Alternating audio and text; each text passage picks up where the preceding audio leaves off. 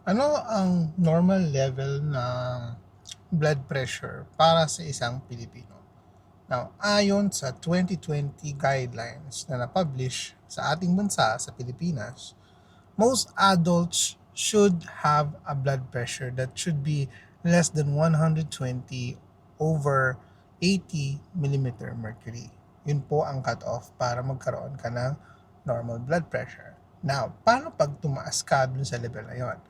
Doon tayo pumapasok sa tinatawag nating elevated blood pressure or tinatawag nating borderline.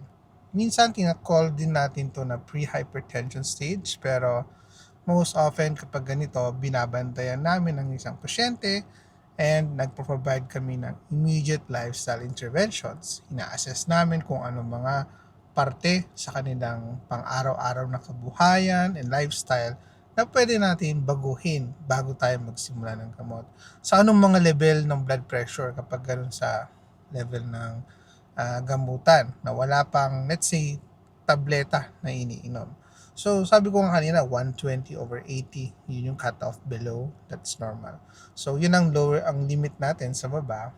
Tapos, yung highest level kasi natin, para masabing hypertension na kasi siya, is 139 over 90. No? Sa level na yon, elevated blood pressure na yon yung category. So in that gray zone, dapat lifestyle intervention ang primary target natin.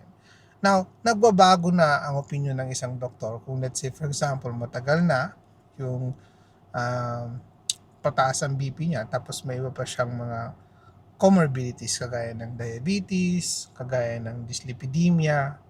Doon tayo nagkakaroon ng decision if ever mag-start na tayo ng gamutan agad. Now, kung kaya pa rin naman niyang magbago, okay, at the early onset, kasi kung yun pa rin ang BP niya, let's say, first check-up pa lang, pwede pa naman tayo bigay ng lifestyle change. Pero kung nakikita namin na baka may chance na hindi pa makabalik agad yung pasyente, we could start the patient immediately with monotherapy.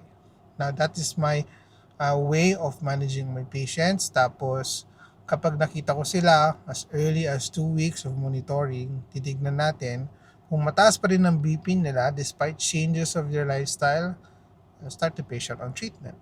Okay? Now, kailan na nakaklassify yung pasyente na hypertension according to Philippine standards? So, if the blood pressure is above around 140 and over 90. So, those levels are already considered as hypertension for Filipino adults. Now, magkaiba ang diagnosis levels for hypertension and BP goals. So, sa